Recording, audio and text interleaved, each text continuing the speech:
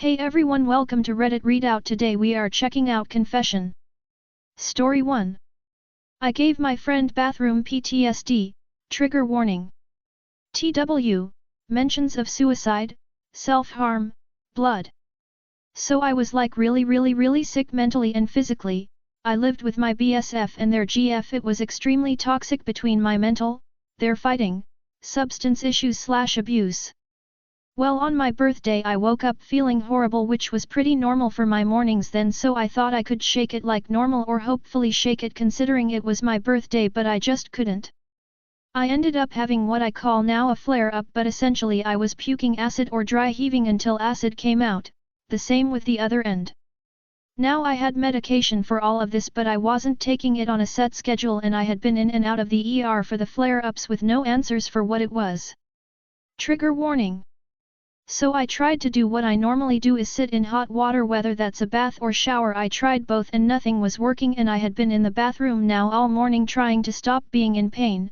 All I remember is crying, staring at the shower caddy holding the soap and razors, and just telling myself that maybe it could stop if I just make pain somewhere else, or if I end it all that it'll take that pain in my torso and stomach away. And the next thing I can remember is I'm on the tub floor. And I'm covered in blood with a razor, yeah.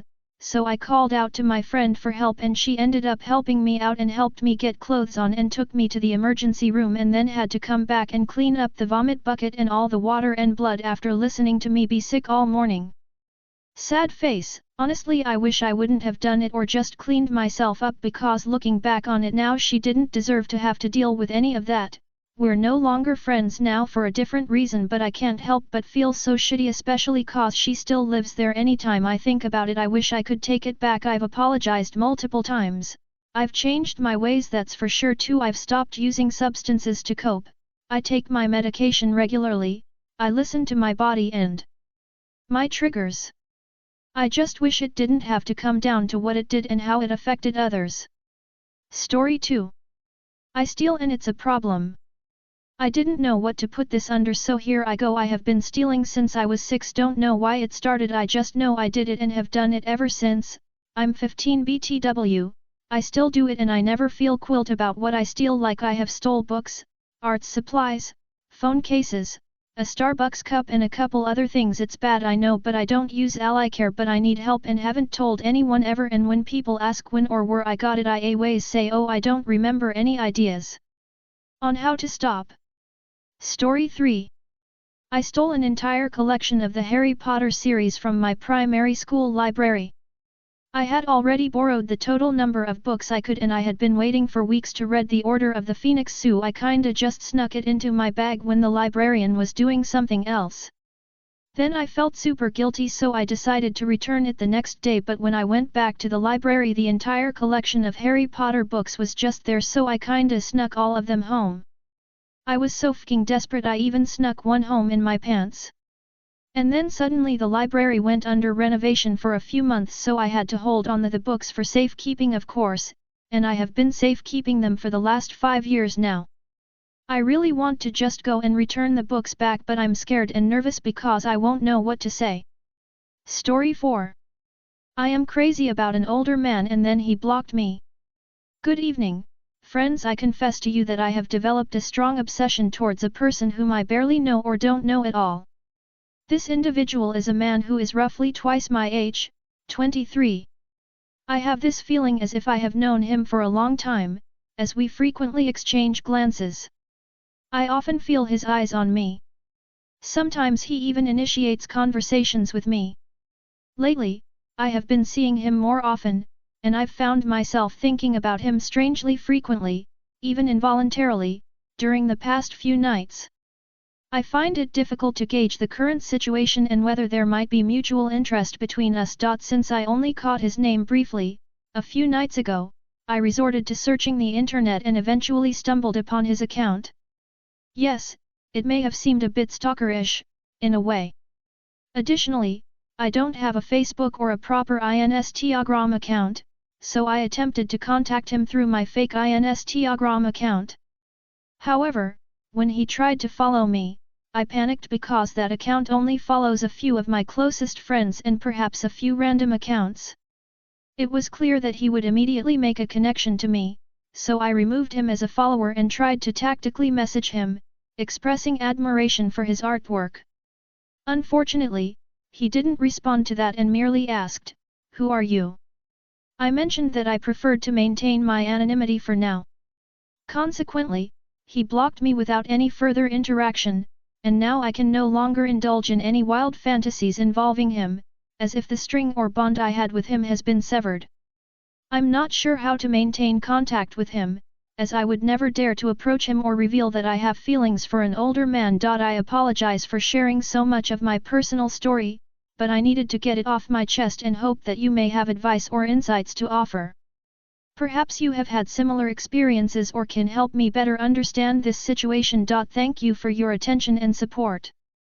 Story 5. My friend sent me for soup and I hit her Cadillac. Me and one of my good friend used to work together. One day she sent me on a hunt for this particular soup she wanted. I found it and rushed to get it. As I was parking, everything was smooth although the place was packed. Grabbed the soup and jumped back on her limited edition Cadillac Escalade, and as I'm backing out I hit some pipes that hold the shopping carts. It made a real loud squishy noise. I got out and it was just paint, some yellow paint, and the truck was black. So I stopped in advance and asked the guy if he had something to remove, and he did. I got most of it out, but you still could see it if you look at it.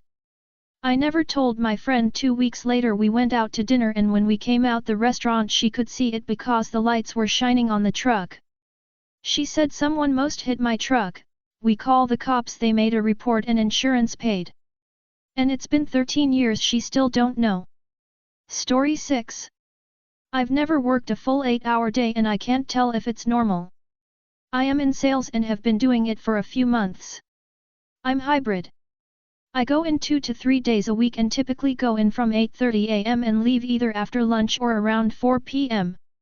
When I'm in the office I feel productive until lunch. Afterwards I feel like I am just trying to wait out the day. I could be doing more work, but it feels Herculean to pick up the phone sometimes. When I am home I work a solid 2 hours in the morning. Then I answer emails. Sometimes I have scheduled calls later in the day or I feel a sudden urge to do some more work. For the most part I'm watching YouTube and have my laptop next to me if anything comes in. I don't think I've ever worked a full 8-hour day. The title may be a slight over-exaggeration, but they are very few and far between, and they definitely weren't a full 8 hours of hard work. Other members on my team talk about how much work they have/do. I am hitting my numbers for now and just need some reassurance or inspiration on what I'm doing. Story 7. I stole items from Year 2 classes in Year 6 and never got caught. So when I was in Year 6, 4 friends and I chose to help in the Year 2 classrooms during lunch times. When we were there, we saw lots of small items that we sometimes took. This was not our first time stealing, as we had taken sweets that were supposed to be for the school disco and the caretaker was aware of it. One day, I decided to play cops and robbers with another group of friends at lunch, and I was really lucky that day as the others got caught stealing and had to apologize to the whole of Year 2. Story 8. Ratted out my friends to make my conscience free but backfired. Hey, so back in the 80s I had a group of 4 friends who would hang out in the backyard and smoke cigarettes, listen to the boombox, occasionally smoke pot, etc. I had babysat a couple of kids every other Saturday and knew they had a huge liquor cabinet. It was my idea that we should break into their house and steal a bottle. I knew they didn't lock the doors, so we all went in and took a bottle of Crown Royal. After this happened I suddenly had a case of fear getting caught. I was 15-16, I didn't partake in the drinking, and when I got home I told my mother. She called all my friends' parents and we got a good intervention from them all. Anyways, I never told any of my friends it was me who raided them all out. I still feel like crap when they occasionally bring the subject up and have to play dumb. Story 9. I have cursed hundreds of people unnecessarily and it haunts me. A couple years ago I used to game a lot. I don't have anger issues or anything of that nature and I won't go into details, but one game I became so obsessed with it was like an addiction for me. It was a competitive game and something about losing at it would make my blood boil like no other game had ever done before. and instead of just going apeshit on whatever the nearest object was like some gamers do when they rage at games or bottling it up, I would just sit there and literally curse my opponents and their entire bloodline and whoever associated with them, over a game. Then afterwards I would regret it, so it was just out of spite, not actually meant, but I've never seen someone take anger out in that way before for anything, so I still feel guilty about being that malicious towards that many people and still think about it when I reflect on myself. Story 10. I stole the glitter jars in 2nd grade and it still haunts me. When I was in 2nd grade, my teacher had these huge containers of glitter in all different colors. When we all left for lunch, I snuck off saying I was going to the restroom, but I really went back to my classroom and put like 5 or 6 of the jars in my backpack and took them home. My grandmother caught me when I came home since my bag looked really full. I told her it was a lot of homework, but she insisted I open it up and show her. She told me I would be taking it back tomorrow with her, and she had me so scared I cried the whole way to school and thought I was going to go to jail after that. Luckily I only had to face the principal, which she was nice enough about it, and not my teacher. Guess all my crying was enough for her. My teacher never mentioned the incident to me either. I still regret it to this day when I think of jars of glitter, and that was more than 20 years ago. Story 11. Tampered with doctors' and therapists' notes and worried about what could happen. I'm in UK and I need to fill out a form to retake my year. My university does not normally accept these without a good reason, so I went to therapists and GPS and faked symptoms and mental conditions to get notes. The problem with these notes is that they are not backdated to the start of the academic year. Now, while some notes mention I have experienced pain since the start of the year, I modified each of them to make it more apparent that I did indeed face these made-up problems at the start of the year. I am now considering changing the date on my surgery letter to better match my story too, but not sure if that is going too far. That's all for today. Please don't forget to like and subscribe.